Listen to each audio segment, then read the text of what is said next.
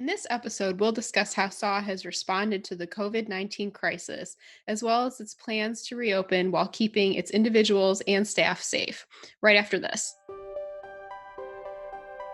You're listening to SAW Talks, the go to podcast for issues concerning Northeast Ohio's community of adults with developmental disabilities.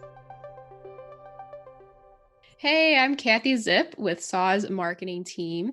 And today, again, I'm joined by the nonprofit CEO, Judy Carey. Hi, Judy. How you doing? Hi, Kathy. So, welcome everybody to another edition of SAW Talks. Last time, we learned a little bit more about SAW and its work with adults with developmental disabilities. So, now today, we're going to talk about how SAW has responded to the pandemic.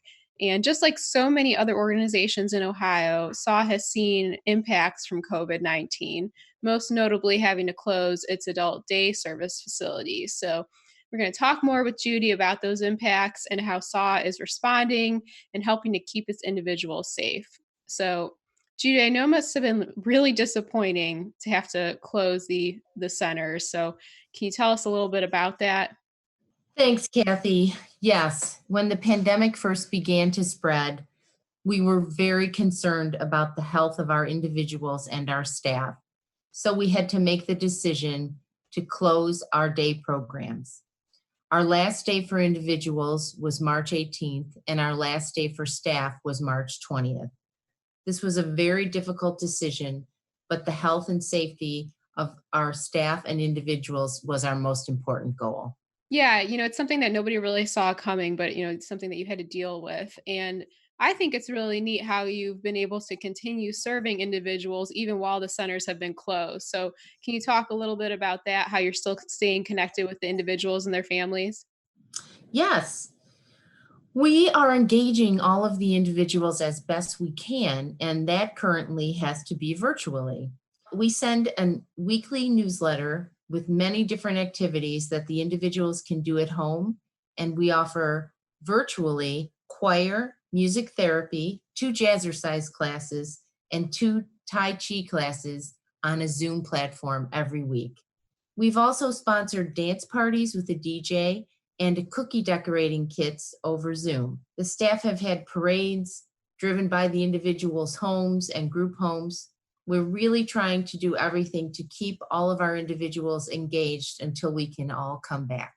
I love that because I'm sure they miss everybody, and it's got to be really cool to be able to, do a jazzercise class or, some other kind of activity virtually over the computer. So that's really a clever way, I think, for SAW to still serve the individuals. So, what about keeping staff and families and even corporate partners informed? Because I know you have the staff members that are wondering when things can reopen, and then families, and then also the companies that you have vocational services with. Some of your individuals are actually working with some of the partners in Cleveland. So how are you, what questions are you getting from them, and how are you engaging with them?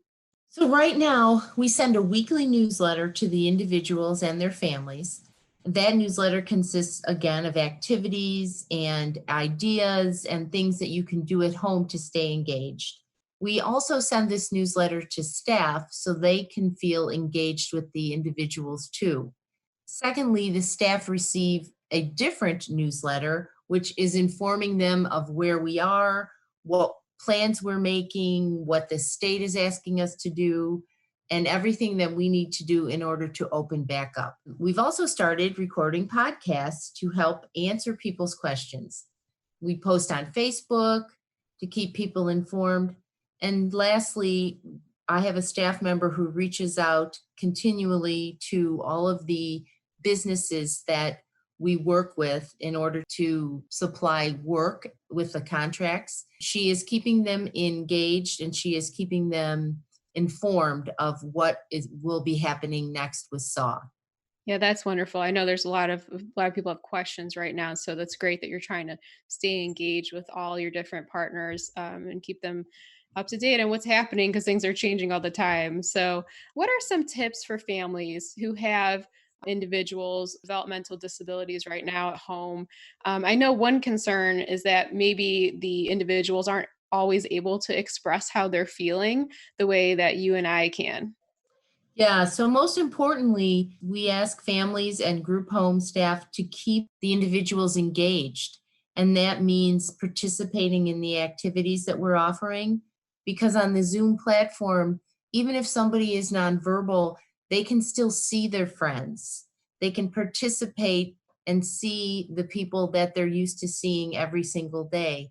And on many of our Zoom activities, the staff will participate too, which is really a boost for the individuals because that is the constant that had been in their life until March 18th when we had to close. So families should also talk about SAW and the individual's friends and when we're going to come back and what they're going to do when they come back. All of this is really important to offer hope and to offer the get somebody ready to come back to work, to come back to day programming and set up the future, because without knowing what's going to happen next, it can create really a lot of anxiety in both our individuals and their family members.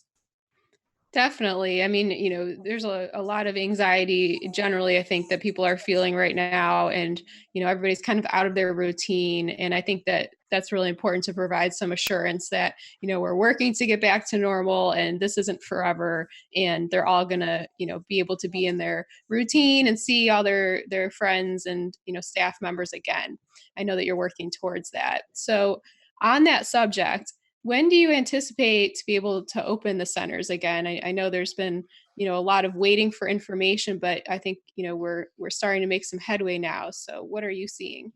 So it's not just our decision to open our doors, it's the decision of the Ohio Department of DD and also the team member for that individual. So, how the process will work is we submit a plan to the Ohio Department of DD.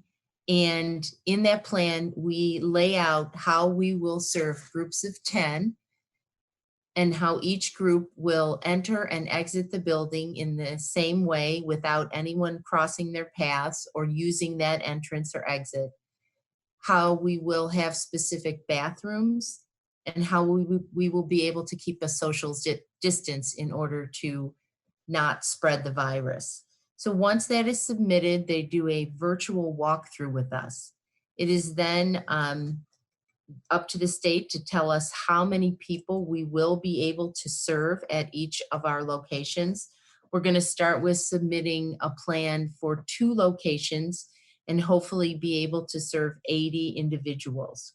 One of the things that is very difficult is you have to have the same entrance and exit for a group. And there are only so many entrances and exits to an existing building and also bathrooms. But we're working really hard to come up with the social distancing and to follow the rules and to create barriers in between groups, at least 6-foot barriers. So if we get the go ahead, we will be looking at opening 2 centers at 40% capacity after the 4th of July. If all goes well, we will then look at 2 additional centers, and we will do this until we have all 6 centers open in order to serve at least half of the individuals, hopefully. And secondly, we are currently getting ready to go back to our group employment locations. And we don't have the same rules in opening group employment, but there are some very strict rules around transportation. So we have to figure out how to get people to their group employment locations. So group employment should be hopefully opening up around the same time. And we hope to provide a little more normalcy than what we've had in the last 3 months. And yeah, as you said, there's a lot of considerations with, if individuals are working, and how, they're going to be transported. So what else are you doing right now to help plan to keep the individual safe when they return? So if an individual is permitted to return to day program after their team has completed their risk assessment, SAW will abide by the rules. We will keep a 6-foot social distance. All staff will wear masks. Individuals will wear masks if that is tolerated. We have purchased much PPE equipment that will be used with individuals, especially if you have to help somebody in the restroom, or just, someone gets sick or somebody's not feeling well, then we have to suit up in order to make sure that they don't infect anyone during that day. And then they need to be gone for 14 days. But we hope we don't run into that problem. We also will be sanitizing all of the areas first thing in the morning, and all of the high touch areas continually, and sanitizing all the time the areas where the individuals are. So if somebody gets up from their chair and then wants to go sit in another chair, it must be sanitized before they sit down. So there will be a lot of cleaning happening during the days. Definitely. I know that's happening across the board for businesses and organization, keeping everything clean so everybody can be safe. And then lastly, what about those interested in new enrollment? Because I know previous to the pandemic, you were really looking to expand the centers. SAW really wanted to actually increase the number of its individuals, and now it's limited. So what if people are interested in coming to SAW for the first time? Is there anything you can do to serve them? Well, yes, we can engage many individuals who have recently graduated or are looking to be provided a different experience in our group employment settings. So the first step would be for the family to reach out to their support administrator and tell them that they want to participate with SAW, and the support administrator will contact us, and that would be the first step, and we'll go from there. That's wonderful. So there's still opportunity for people to inquire about how they can work with SAW. Yes. That's great, Judy. Thank you so much. I know this pandemic has been really hard on everyone in Northeast Ohio, and so I hope that we can get back to things safely soon. So do I. So until then, you can learn more about SAW by visiting sawinc.org and following SAW on Facebook.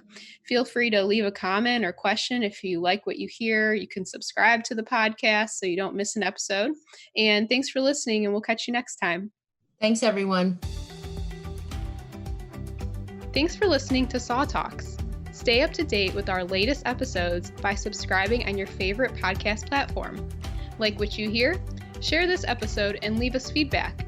We look forward to hearing from you.